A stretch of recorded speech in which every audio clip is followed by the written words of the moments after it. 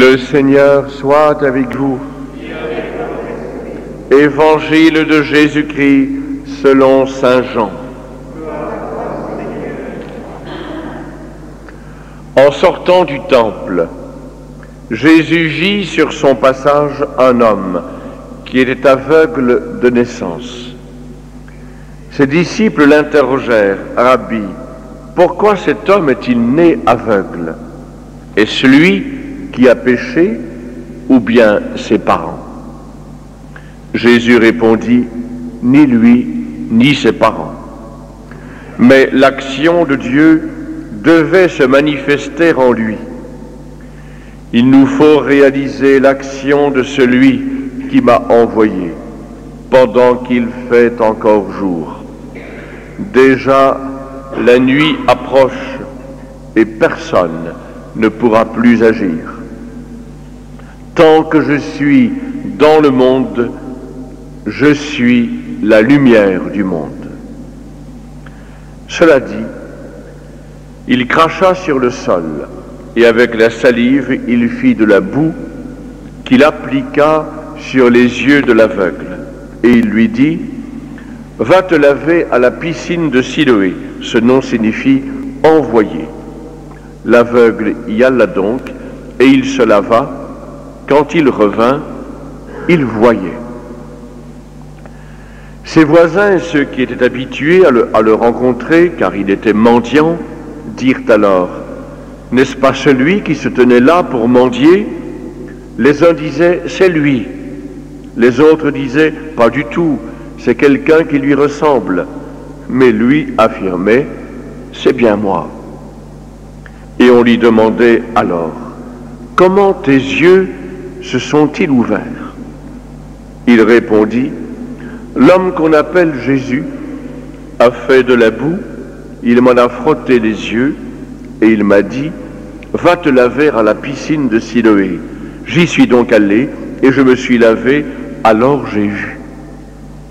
Ils lui dirent: « Et lui, où est-il » Il répondit: « Je ne sais pas. » On amène aux pharisiens cet homme qui avait été aveugle. Or, c'était un jour de sabbat que Jésus avait fait de la boue et lui avait ouvert les yeux. À leur tour, les pharisiens lui demandèrent: « Comment se fait-il que tu vois ?»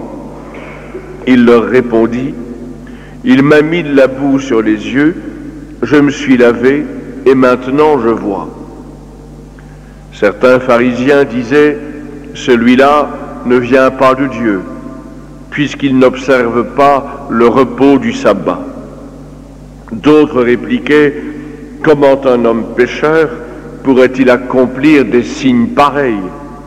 Ainsi donc, ils étaient divisés.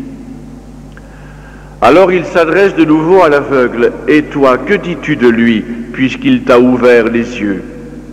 Il dit: « C'est un prophète. »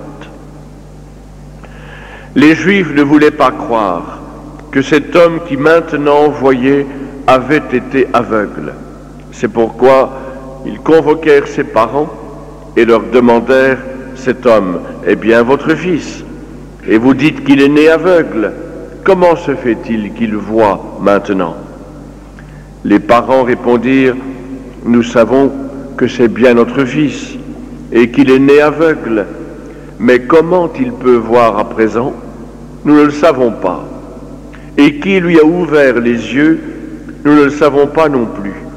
Interrogez-le, il est assez grand pour s'expliquer. » Ses parents parlaient ainsi parce qu'ils avaient peur des Juifs. En effet, les Juifs s'étaient déjà mis d'accord pour exclure de la synagogue tous ceux qui déclareraient que Jésus est le Messie. Voilà pourquoi les parents avaient dit: « Il est assez grand, interrogez-le. » Pour la seconde fois, les pharisiens convoquèrent l'homme qui avait été aveugle et lui dirent: « Rends gloire à Dieu. Nous savons, nous, que cet homme est un pécheur. » Il répondit: « Est-ce un pécheur? Je n'en sais rien. Mais il y a une chose que je sais, j'étais aveugle et maintenant je vois. Ils lui dirent alors, comment a-t-il fait pour t'ouvrir les yeux? Il leur répondit, je vous l'ai déjà dit, et vous n'avez pas écouté. Pourquoi voulez-vous m'entendre encore une fois? Serait-ce que vous aussi, vous voulez devenir ses disciples? Ils se mirent à l'injurier. C'est toi qui es son disciple. Nous, c'est de Moïse que nous sommes les disciples. Moïse, nous savons que Dieu lui a parlé. Quant à celui-là, nous ne savons pas d'où il est. L'homme leur répondit, voilà bien ce qui est étonnant. Vous ne savez pas d'où il est, et pourtant, il m'a ouvert les yeux. Comme chacun sait, Dieu n'exauce pas les pécheurs. Mais si quelqu'un l'honore et fait sa volonté, il l'exauce. Jamais encore on n'avait entendu dire qu'un homme ait ouvert les yeux à un aveugle de naissance. Si cet homme-là ne venait pas de Dieu, il ne pourrait rien faire. Ils répliquèrent, tu es tout entier plongé dans le péché depuis ta naissance, et tu nous fais la leçon? Et ils le jetèrent dehors. Jésus apprit qu'il l'avait expulsé. Alors il vint le trouver et lui dit, crois-tu au Fils de l'homme? Il répondit, et qui est-il, Seigneur, pour que je croie en lui? Jésus lui dit, tu le vois, et c'est lui qui te parle. Il dit, je crois, Seigneur. Et il se prosterna devant lui. Jésus dit alors, je suis venu en ce monde pour une remise en question, pour que ceux qui ne voient pas puissent voir, et que ceux qui voient deviennent aveugles. Des pharisiens qui se trouvaient avec lui entendirent ces paroles et lui dirent, serions-nous des aveugles, nous aussi? Jésus leur répondit, si vous étiez des aveugles, vous n'auriez pas de péché. Mais du moment que vous dites, nous voyons, votre péché demeure. Acclamons la parole de Dieu.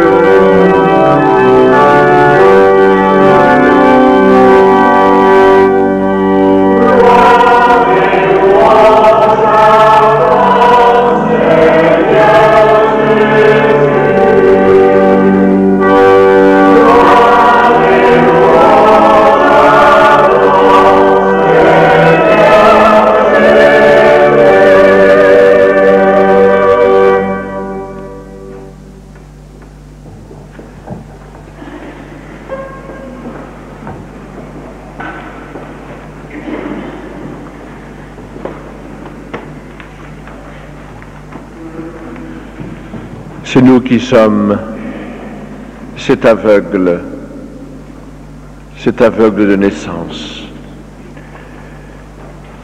L'histoire que nous venons de lire et qui est splendide, elle n'est pas du passé jadis, elle est d'aujourd'hui. Cet aveugle qu'un jour Jésus a guéri, cet aveugle, c'est aussi symboliquement l'humanité telle qu'elle est, incapable par elle-même de discerner, de voir la lumière de Dieu, aveugle de naissance. La rencontre entre cet aveugle et Jésus, c'est la rencontre entre nous tous et Jésus, la lumière du monde, la lumière de Dieu venue en ce monde. Saint Jean, en racontant ce récit de guérison, a rempli son texte d'allusions à toute la vie chrétienne, qui est un combat incessant entre la lumière et les ténèbres. Et la vie chrétienne pour Jean, comme pour nous aujourd'hui encore, elle commence avec une illumination. C'est un des premiers noms qu'on a donné dans l'Église au baptême. Le baptême s'appelait souvent dans les premiers siècles photismos en grec, c'est-à-dire en français l'illumination. Et il est très clair que Saint Jean, en racontant cette guérison, a accentué ce thème de la rencontre entre l'aveugle prisonnier de ces ténèbres et Jésus, lumière qui par le baptême illumine les croyants. C'est la raison aussi pour laquelle, à plusieurs reprises, Jean insiste sur la piscine de Siloé et le fait que Jésus a envoyé l'aveugle s'y baigner pour retrouver la vue.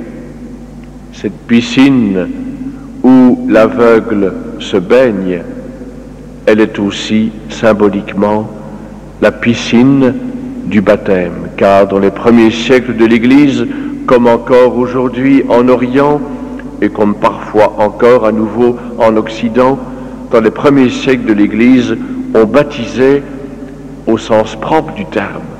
Le verbe baptiser en grec signifie plonger dans l'eau. On baptisait par immersion. On descendait dans une piscine, dans un lieu qu'on appelait le baptistère. On descendait dans une piscine et pendant quelques secondes, on était entièrement immergé dans l'eau et en émergeant de l'eau, on émergeait aussi à la vie nouvelle du Christ ressuscité. L'aveugle qui retrouve la vue, l'aveugle qui découvre Jésus, lumière du monde, en plongeant dans la piscine de Siloé, c'est évidemment pour Jean une illustration de la grâce du baptême. Et pour nous faire saisir l'enjeu de cette rencontre entre l'aveugle et Jésus, lumière du monde, Jean a employé toutes les ressources de son art de l'écriture. Ce récit est admirablement construit. On croirait assister à la scène prise sur le vif. L'aveugle est un homme tout droit. Il n'a jamais vu, mais il a l'esprit clair. Tandis que ses adversaires, eux, prétendent voir clair. Nous savons. C'est ce qu'ils répètent constamment. Nous savons que cet homme est un pécheur. Moïse, lui, nous savons d'où il est. Celui-là, nous ne savons pas d'où il vient. Ils prétendent voir, alors qu'en fait, ils sont aveugles. L'aveugle, il ne voit pas encore physiquement, mais il a l'esprit clair. Les autres prétendent voir, et en fait, ils sont aveugles. Et comme le dira Jésus au bout de l'Évangile, je suis venu en ce monde pour une remise en question, pour un jugement, pour que ceux qui ne voient pas, comme l'aveugle né, puissent voir, et que ceux qui prétendent voir, qu'ils soient clairs, qui sont en fait des aveugles. Puis vous avez vu comment cet aveugle rend son témoignage. Un témoignage qui va avec la répétition en se simplifiant. Au début, quand on lui demande qu'est-ce qui t'a fait pour que tu vois, il raconte tout en détail,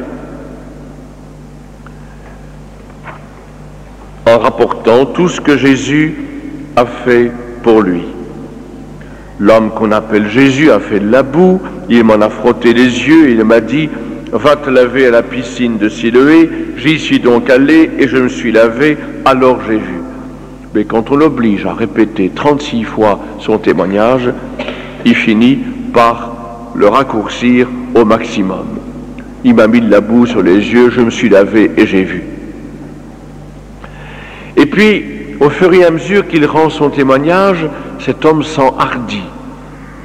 Au début, quand on lui demande « Mais qui est pour toi ce Jésus ?» il dit simplement, ne s'engage pas très loin, « C'est un prophète. » Mais lorsque les pharisiens insistent, alors avec une certaine impertinence, il va beaucoup plus loin dans son témoignage. Voilà bien ce qui est étonnant. Vous ne savez pas d'où il est, et pourtant il m'a ouvert les yeux.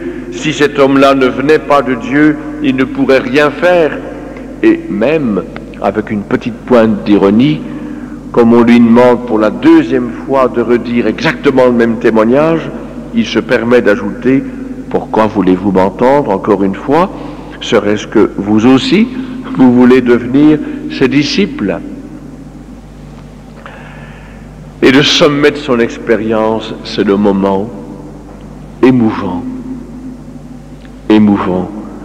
où il rencontre Jésus et le voit pour la première fois. Car quand Jésus lui a dit « Va à la piscine de Siloé », il ne le voyait pas encore. Et maintenant que Jésus le rencontre, une fois qu'il a été expulsé de la synagogue, et que Jésus lui demande « Crois-tu au Fils de l'homme ?» il va se prosterner devant Jésus. Au début, il ne comprend pas. « Crois-tu au Fils de l'homme ?» C'est ainsi que Jésus s'appelait, qu'il se désignait lui-même. Il empruntait cette expression « Fils de l'homme » au chapitre 7 du livre de Daniel, là où Daniel a vu venir sur les nuées du ciel un fils d'homme, à qui Dieu remet tout pouvoir au ciel et sur la terre. Un fils d'homme plein de majesté, de grandeur divine. Et c'est toujours comme ça que Jésus se désignait lui-même, le Fils de l'homme. Mais l'aveugle, lui, il avait de bonnes excuses, n'avait pas beaucoup lu les Écritures et qui ne connaissait pas bien le prophète Daniel, ne sait pas bien de qui Jésus parle. Et il demande « Et qui est-il, Seigneur, ce Fils de l'homme, pour que je croie en lui ?» Et Jésus lui dit « Tu le vois. » Il dit à l'aveugle guéri « Tu le vois. » Et c'est lui qui te parle. Et sa réponse est merveilleuse. C'est une des plus belles confessions de foi de tout l'Évangile. Je crois, Seigneur. Et il se prosterna devant lui.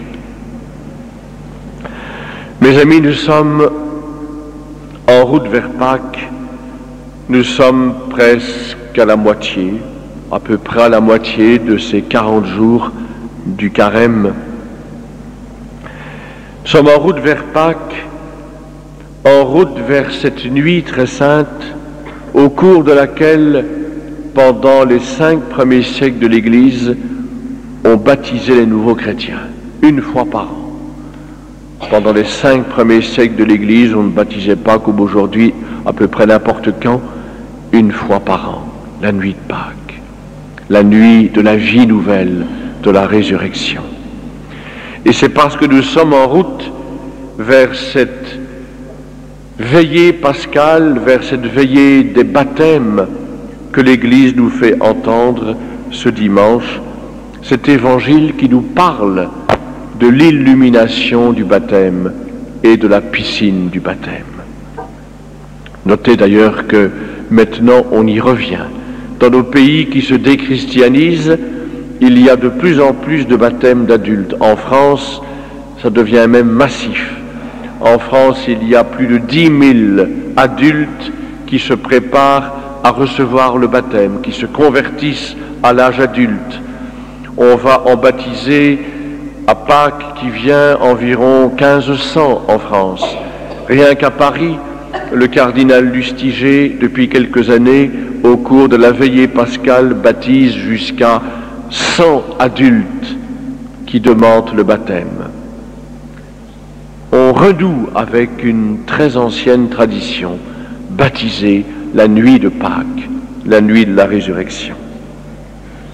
Et cet évangile nous met dans cette route vers Pâques. Et le cœur du Seigneur, bien, il sera exaucé, il sera réjoui, si au cours de cette Eucharistie, nous pouvons faire nôtre l'acte de foi de l'aveugle guéri.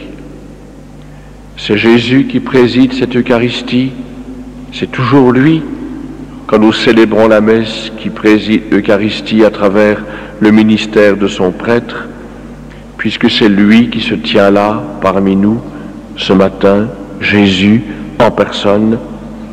Pourquoi ne pas mettre nos pas dans ceux de l'aveugle guéri et avec lui nous prosterner devant Jésus et lui dire « Je crois, Seigneur. Je crois que tu es la lumière du monde. Je suis la lumière du monde. Je crois que tu es la lumière du monde qui éclaire tout homme ici-bas. Je crois que tu es la lumière de ma vie. Et devant toi, je me prosterne. »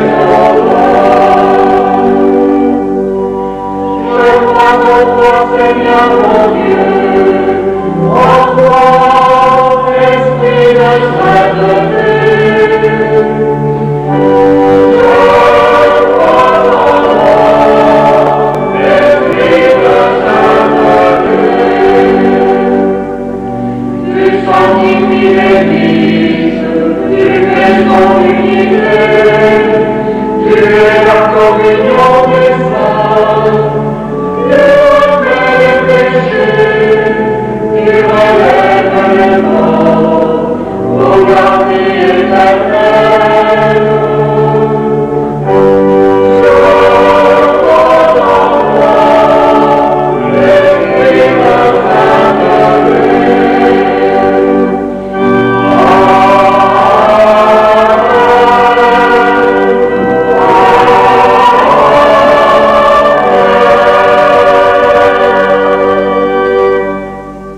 Frères et sœurs, en ce dimanche qui nous annonce déjà la joie de Pâques, que notre prière porte tous les hommes meurtris ou découragés. Confions-les au Seigneur.